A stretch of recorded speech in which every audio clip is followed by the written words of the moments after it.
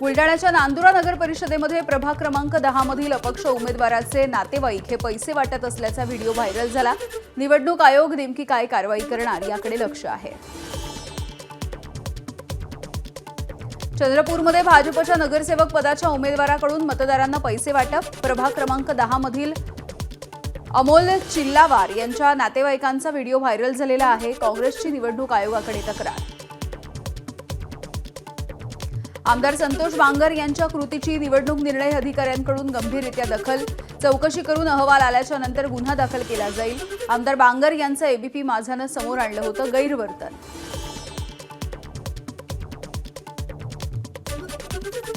हिंगोलीमध्ये ईव्हीएमचं बटन दाबताना आमदार संतोष बांगर यांच्याकडून महिलेला सूचना करण्यात आल्या। मतदान केंद्रामधला बांगर यांचा वावर देखील संशयास्पद होता। बुलढाण्यामध्ये बोगस मतदान होत असल्याचा आरोप आहे। ग्रामीण भागामधून खासगी वाहनामधून मतदार आणत असल्याचा काँग्रेसचे उमेदवार दत्ता काकस यांचा दावा। साताऱ्यामधल्या म्हसवडमध्ये भाजप आणि शरद पवार यांच्या राष्ट्रवादी काँग्रेसमध्ये राडा झाला। पवारांच्या राष्ट्रवादीचे डॉ. सौरभ सावंत यांना मंत्री जयकुमार गोरे यांच्या कार्यकर्त्यांनी धक्काबुक्की केल्याचाही आरोप होतोय। कोल्हापुरातल्या कागलमधल्या मतदान केंद्रावरती पोलीस आणि तृतीयपंथी यांच्यामध्ये बाचाबाची झाली। बॅलेट युनिट रातोरात बदलून उमेदवारांना कल्पना दिली नसल्याचा तृतीयपंथी उमेदवारांचा आक्षेप आहे। बुलढाण्यामध्ये बोगस मतदान करत असताना एका युवकाला पकडण्यात आलंय। मतदान प्रतिनिधींकडून या युवकाला चोप देण्यात आला। मतदान केंद्रावरती मोठा गोंधळ देखील झाला होता।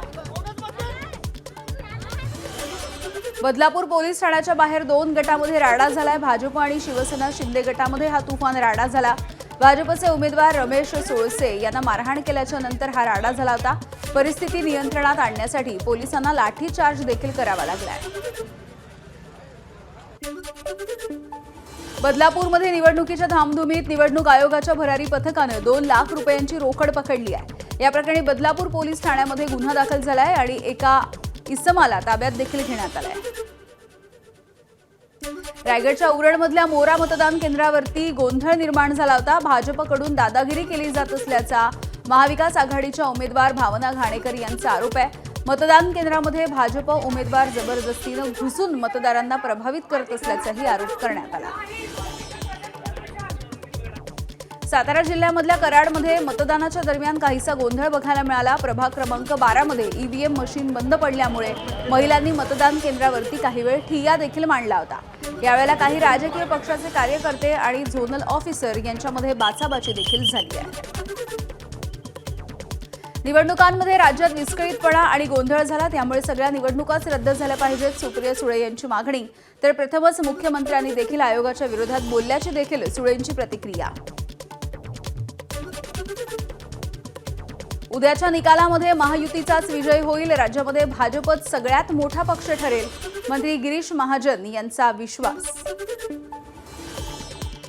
मुख्यमंत्री फडणवीसांच्या नेतृत्वावरती विश्वास ठेवून जनता आम्हाला आशीर्वाद देईल, मंत्री चंद्रशेखर बावनकुळे यांनी विश्वास व्यक्त केलाय।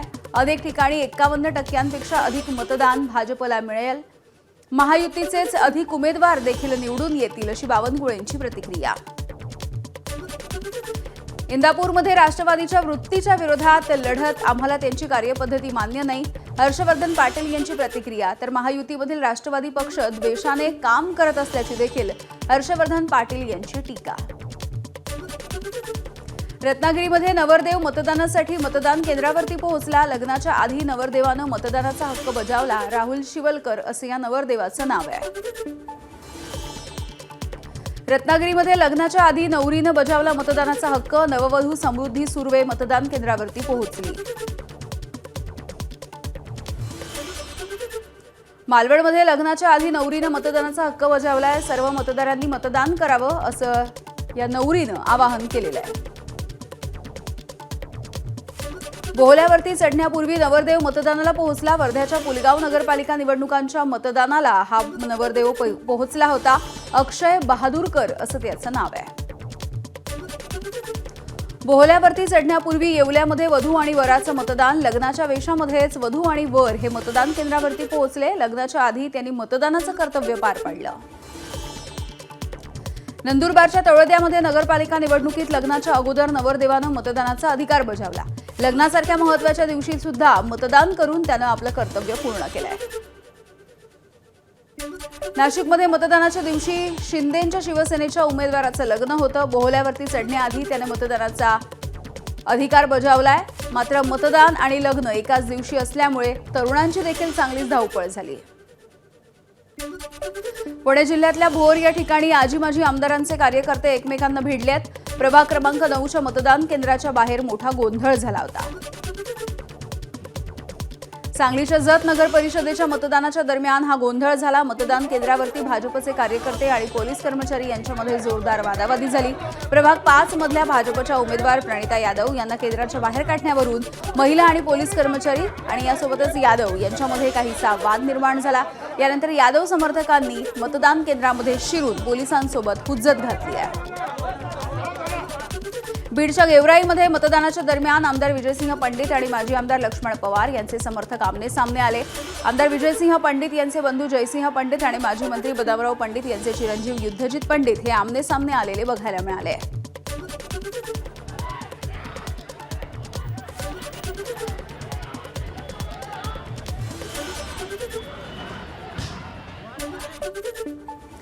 परभणीच्या सेलूमधील प्रभाग क्रमांक 8 मध्ये मतदान केंद्रावरती पोलीस आणि उमेदवार यांच्यामध्ये वाद झाला होता.